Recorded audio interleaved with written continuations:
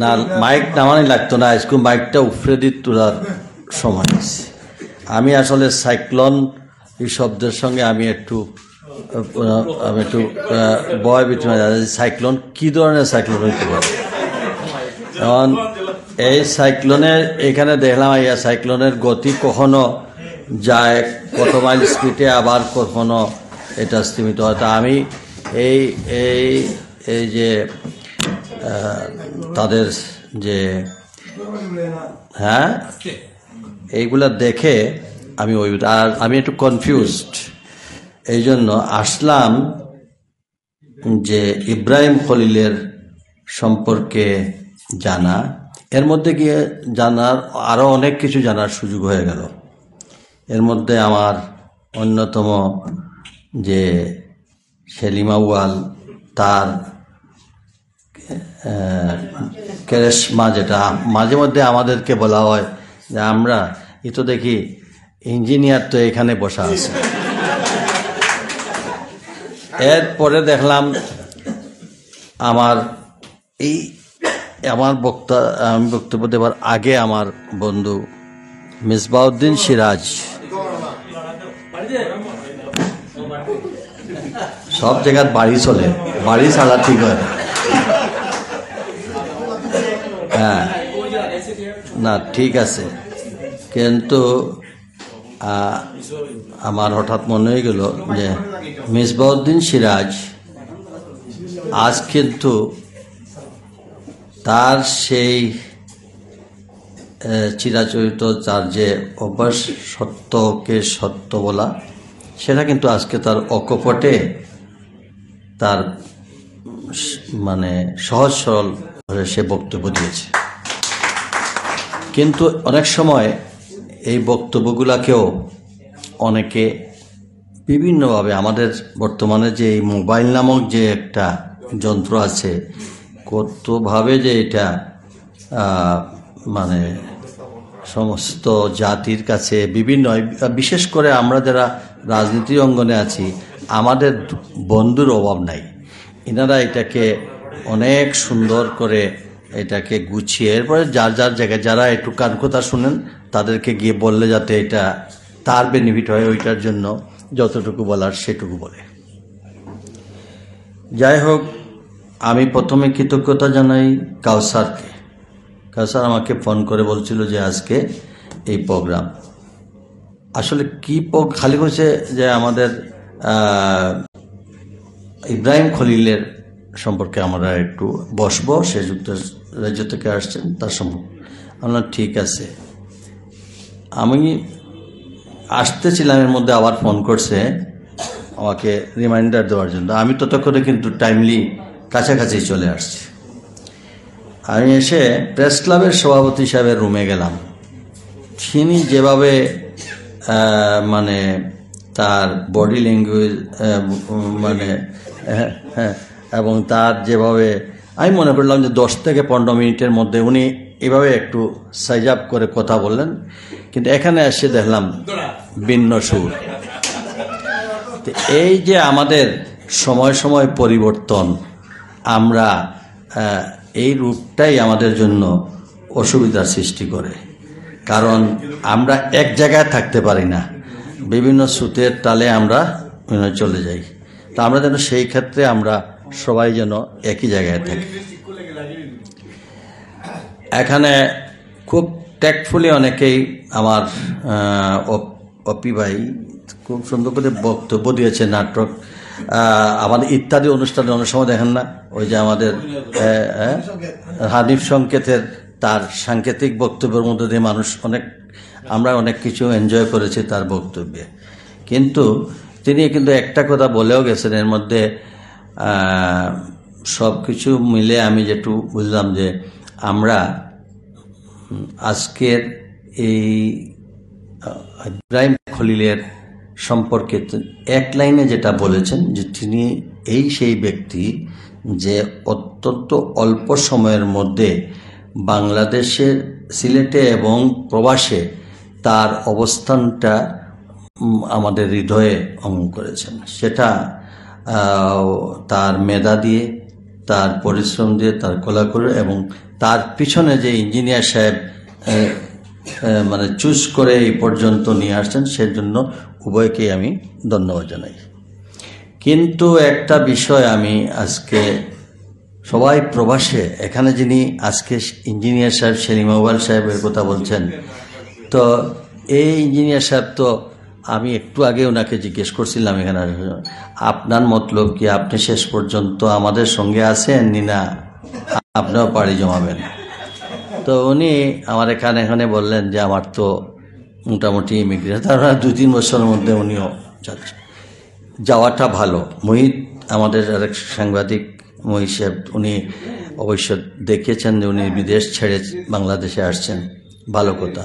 কিন্তু আমাদের যে একটা জিনিস চিন্তা করতে, আমাদের এই ভূখণ্ডের কথা বলছি, সিলেট অঞ্চলের কথা, আমরা যারা অরিজিনাল, আমাদের সব যেভাবে আমাদের মানে দেশ ছেড়ে আমরা সেটেল হচ্ছি প্রবাসে, আমাদের হয়তো দৈনন্দিন জীবনের জন্য, কিন্তু আমার এই নারীর টানের কথা বলতেছেন, আমার নেক্সট জেনারেশন কিন্তু যদি তারা আমাদের এদিকে না আসে, তাহলে কিন্তু আমরা আরেক 2-4 জেনারেশন পরে আমাদের এখানকার যে কালচার, এখানকার যে সিলেটের যে কৃষ্টি, আমাদের যে ফ্যামিলি বন্ডিং, এগুলা ধ্বংস হয়ে যাবে।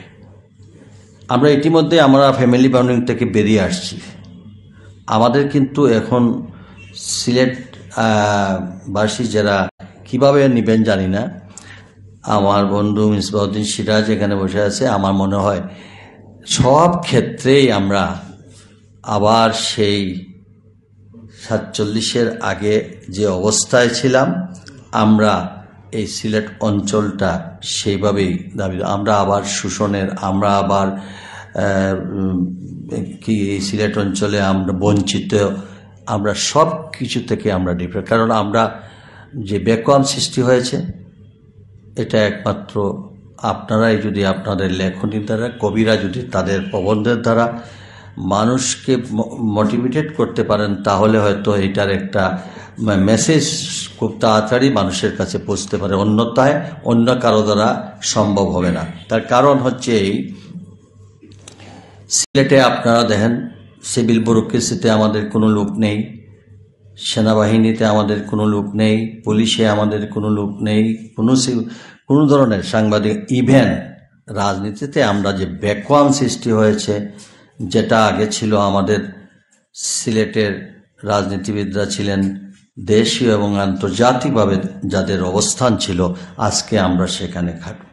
আজকে আমাদেরকে কিন্তু ডমিনেট করতেছে কারা? আমি যে দল করি, আর আমার পাশে যে মিসবাউদ্দিন সিরাজ সাহেব যে দল করেন, সেই সব দলের আমাদের সিলেট অঞ্চলের নেতৃত্ব দিচ্ছে আমাদেরকে অন্যান্য জেলা থেকে এসে। তার মানে আমাদের যোগ্যতা বা অভিজ্ঞতা বা আমাদেরকে কোন লাইটে বিচার করেন আমি জানি না, কিন্তু এই অবস্থা যদি চলতে থাকে, একটা পর্যায়ে আবার ওই তাদের ব্যাগ ভর্তি হবে। লন্ডনে যান আর আমেরিকায় যান, নেতৃবৃন্দরা যখন যান বা কেউ যান, আমাদের সিলেট প্রবাসী ভাইরা যেভাবে হুজুট খেয়ে পড়েন, মনে হয় যেন রাজা বা আমাদের সেই প্রিন্সেসরা আসছেন, আর আমরা মনে হয় তাদের যা পোষা তাদের এই ব্যাগ পড়তে হবে। এই মানসিকতার পরিবর্তন করতে হবে, এবং সেটা বিশেষ করে ইব্রাহিম খলিলদেরকে বলবো, আপনারাও যারা মিডিয়ার মধ্যে আছেন, সিলেটি সত্তা নিয়ে আছেন, আপনারাও লেখালেখি করতে হবে।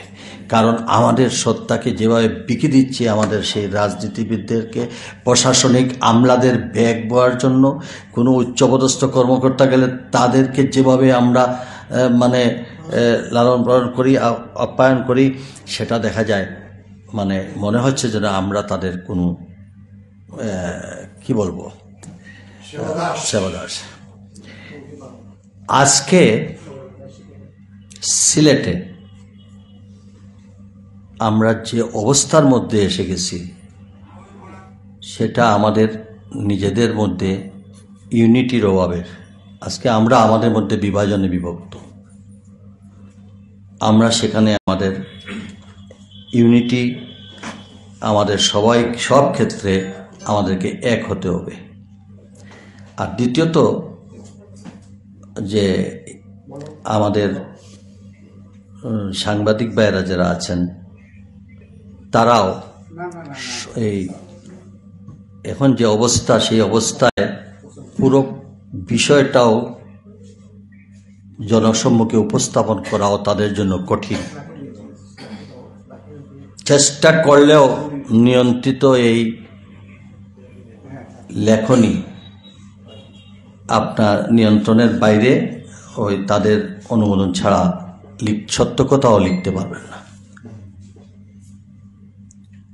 এখন সময় আসছে যে আমাদের এই এলাকার, আমি বলছি যে এই এলাকার উন্নয়ন যদি আপনারা দেখেন, বিচার বিশ্লেষণ করে দেখেন, বাংলাদেশের অন্যান্য জায়গা থেকে আমরা অনেক পিছিয়ে আছি। সেটা সম্ভব এই আমাদের আজকে যাকে আমরা এখানে সম্বোধিত করছি, তাদের কিন্তু স্বাধীনভাবে লেখার বা বলার অনেক স্কোপ আছে,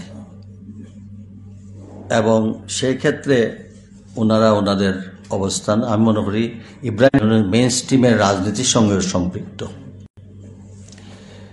আমি এক কথা বলেই আমি আমার বক্তব্য শেষ করব, যে যেখানে দাঁড়িয়ে কথা বলছি, আমি একটু আগে প্রেস ক্লাবের সভাপতিকে বলছি, সেটাও আমরা, সেই সত্য কথাটাও আমরা এই প্রেস ক্লাবে যদি আমরা লিখতে না পারি, বলতে না পারি, তাহলে সেটাও আমাদের জন্য একটা কি বল, দুর্ভাগ্য বলবো। যে যেটাই করেছেন তার সেটা অন্তত এই জায়গায় স্বীকৃতিটা পাওয়ার প্রয়োজন আছে। ইব্রাহিম খলিলদের মতো, সেলিম আউয়ালের মতো, বা এখানে পতিতযশা আরও অনেক সাংবাদিক ভাইরা আছে, তারা যেখানে সত্য কথা বলে মানে আমাদেরকে উজ্জীবিত করেন, তাদের কাছে আমার প্রশ্ন, কেন এই প্রেস ক্লাবের এখানে প্রথম ফান্ড এই জমির টাকাটা দিয়েছিলেন শহীদ রাষ্ট্রপতি জিয়াউর রহমান? অন্ততপক্ষে ইষ্টুক স্বীকৃতিটা থাকা উচিত। যদিও তারা বইতে আছে, এটা কিন্তু ওই ভিতরে আছে, প্রকাশ্যে নাই। আমি সিলেটের আরেকটা কথা বলতে, সিলেটের যে আমাদের এখানে যে কালচার, আমাদের যে ফ্যামিলি বন্ডিং, আমি যখন অ্যাক্সিডেন্ট করেছিলাম 2099 সালে, তখন আমি মৃত্যুর সঙ্গে পাঞ্জা লড়ছিলাম। তখন কিন্তু আওয়ামী লীগ ক্ষমতায় ছিল।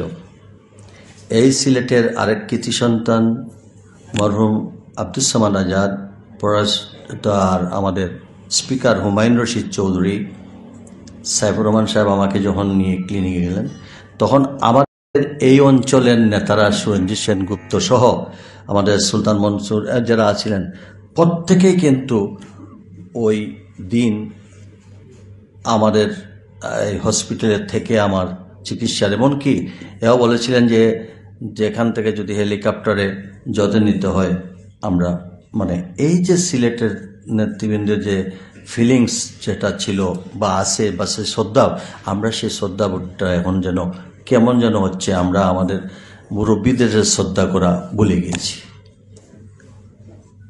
আজকে সেলিম আউয়াল যাদেরকে এই টেনে তুলে ওনারা বললেন, যাদেরকে এই পর্যন্ত নিয়ে গেছেন, তারা এটা তো মেনে নিতেই হবে। এইটা মানে আমাদের যুগ যুগ ধরে আমরা সেটা পেয়ে আসছি, সেটা আশা করে লাভ নাই। ও কে প্রমোট করলো আর কে কার জন্য করলো, আমি এইটা নিয়ে বসে থাকা উচিত না। আমি যার কাছে পাওয়ার, তিনি যদি আমার এটা কবুল করেন, সেটাই হচ্ছে আমার আল্লাহ রাব্বুল আলামিন যদি আমার এই কাজটাকে পছন্দ করেন, আমার তো সেটাই ক্রেডিট হবে। আমরা সিলেটের প্রতিহিংসা থেকে যেন বেরিয়ে আসি। বর্তমানে যেটা আরম্ভ হয়েছে, আমাদের সমস্ত রাজনীতিবিদরা যেন কীরকম একটা নীরবতা পালন করছেন, কেউ মুখ খুলে কথা বলতে পারতেছেন না, কিন্তু সকালের ভিতরে একটা মানে এমন একটা অবস্থা সৃষ্টি হয়েছে, যেটা আজকে আমি প্রেস ক্লাবে বলে যাচ্ছি, আমাদের সেটা কিন্তু আমাদের ভবিষ্যতের জন্য ভালো কোনো কিছু না। কাজে আসুন, আপনারা যারা সাংবাদিকতায় এবারে কবি, সাহিত্যিক, প্রবন্ধের ধারা আছেন, তারা আপনাদের লেখনী দ্বারা, যদিও এখানে অনেক কিছু আপনারা আপনারা এই ইব্রাহিম খলিলদের কাছে এটা বিভিন্নভাবে পাঠিয়ে দেন, তারা যেন এখান থেকে এটা প্রেস করতে পারেন। কারণ এখানে আমরা আমার বন্ধু মিসবাউদ্দিন সিরাজ হঠাৎ করে রাগ করে বলবে, টপ তো এটা আরিফুল হকটা দিছে, এটা আটকায় ফেল। যদিও সিলেটে এটা নাই, কিন্তু তারপরেও একটা এক্সাম্পল, আজকে ওর স্থান নাই, আমারও স্থান হবে সে নাই না। তো কাজেই সত্য কথা বলতে আমি বললাম যে আমাদেরকে এই ভয়ভীতির এবং এই আমি কি পেলাম, আমার উপর কিটা আসবে, ওইটা পরিহার করে সিলেট বাঁচাও, সিলেটের সংরক্ষণ এবং সিলেটে আমাদের মেধাবীদেরকে আবার ফিরে আনো, এবং সিলেটের প্রবাসী যেসব ছেলেমেয়েদেরকে লেখাপড়ার জন্য আমরা বাইরে দিয়েছি, সেই সব ছেলেমেয়েদেরকে উজ্জীবিত করে কিভাবে সিলেটে নিয়ে এসে এই মেধাটা তাদের এখানে বিকাশ ঘটায়, আমরা যেন সকল এই কাজটুকুই করি। এবং এটা সম্ভব হবে ইব্রাহিম খলিলদের মতো যারা মেইন স্ট্রিমে আছেন, তারা ওইখানে মোটিভেটেড করা। আর আমাদের খুব সুন্দর করে বক্তা, আমি আসলে বক্তাও খুব এটা ভালো না, এখানে মঈনুদ্দিন মঞ্জু খুব মানে কি বলবো, এখানে সবার মধ্যে এটা দুই একটা কথা বলে গেছে ইনডাইরেক্ট। তো আমি মনে করি আলোচনার আড্ডাটা হোক এইভাবে যে সিলেট প্রেস ক্লাব একটা ভূমিকা নেয়, ইব্রাহিম খলিলরা সেটাকে সাপোর্ট করুক, যে সিলেটের বর্তমান যে আমাদের যে যোগাযোগ ব্যবস্থা, আমাদের শিক্ষা ব্যবস্থা, আমাদের জলবদ্ধতা, আমাদের ভূমিকম্প নিয়ে, এইসব নিয়ে প্রেস ক্লাব পারে একটা গোলটেবিল বৈঠক করা। সেই প্রেস ক্লাবের এই গোলটেবিল বৈঠক থেকে সমস্ত যারা এক্সপার্ট তাদেরকে নিয়ে এসে সিলেটের চার্টার অফ ডিমান্ড তৈরি করা, এবং সেই ডিমান্ডের সঙ্গে একত্রতা ঘোষণা করে সাংবাদিক, লেখক, কবি, সাহিত্যিকরা লেখনীর মাধ্যমে সিলেটের দাবি দেওয়া উচ্চারণ করা। এবং সেই সাথে আমি বলবো যে এটা প্রমোট করবেন ইব্রাহিম খলিলরা। ওইখানে আছেন, যুক্তরাষ্ট্রে যারা আছেন, আমাদের সমস্ত ওয়ার্ল্ডে আমাদের যারা আছেন, একযোগে যদি আমরা আমাদের সেই ন্যায়সঙ্গত দাবি দেওয়া যদি আমরা রেজ করতে পারি, তাহলে ইব্রাহিম খলিলদের মতো, সেলিম আউয়ালদের মতো, আমাদের পতিতযশা যেখানে আমার সামনে সাংবাদিক, তখন আপনাদের জীবনের সার্থকতা হবে। আর যদি মালিশ আর কাউকে পাইলে ওনাকে শুধু মানে এইসব জিনিস বাদ দিয়ে, বাজারে এমনি তেলের দাম অনেক বেশি, এখন তেল কিনা বাদ দেন, এখন বাদ দিয়ে নিজের স্বার্থ রক্ষা করেন। নতুবা আমরা যেভাবে দায়ী, পরোক্ষভাবে আপনাদেরকেও আপনাদের ছেলে সন্তান, ভবিষ্যৎ প্রজন্মরা করবে। সকলকে ধন্যবাদ জানিয়ে আমি আমার বক্তব্য এখানে শেষ করছি।